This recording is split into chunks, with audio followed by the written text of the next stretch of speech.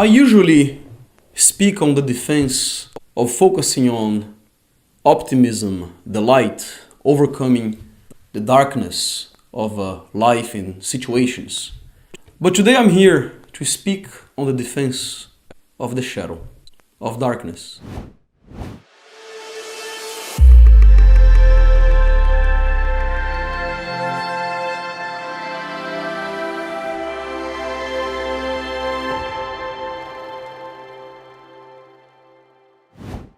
The creative, the artist, the individual who is engaged with observing avidly the world within and without must at some point confront his or her self that will not only be difficult to accept, but truly disturbing to even acknowledge.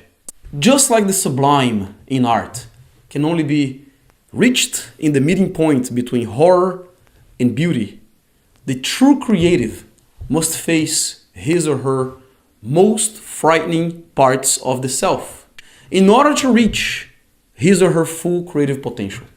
Famous psychologist Carl Jung would call this dark personal space the shadow self, which must be explored for one to be able to reach one's full potential in life, in every aspect of existence, especially related to being and becoming.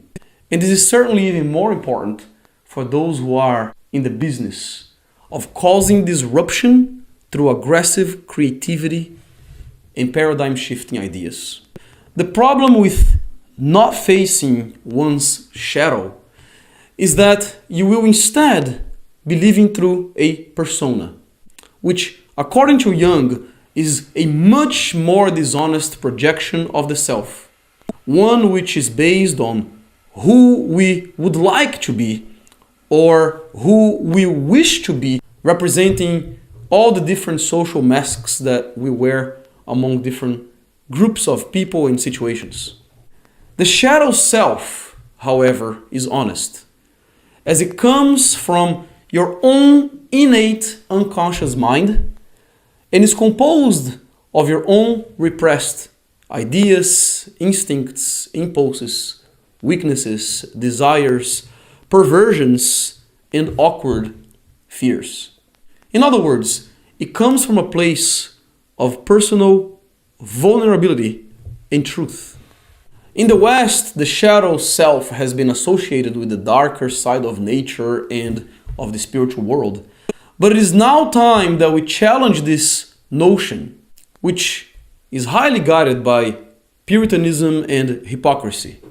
But why should we, makers and thinkers, ultimately integrate our shadow self into our daily lives?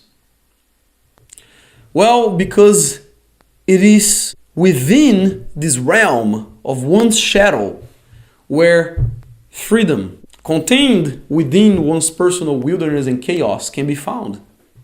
And this is the very place where you can find your strongest source of creative energy. The question is, will you be courageous enough to leave the comforts of the light and venture into the unknown depths of your soul? Well, if you're a serious creative, you simply must.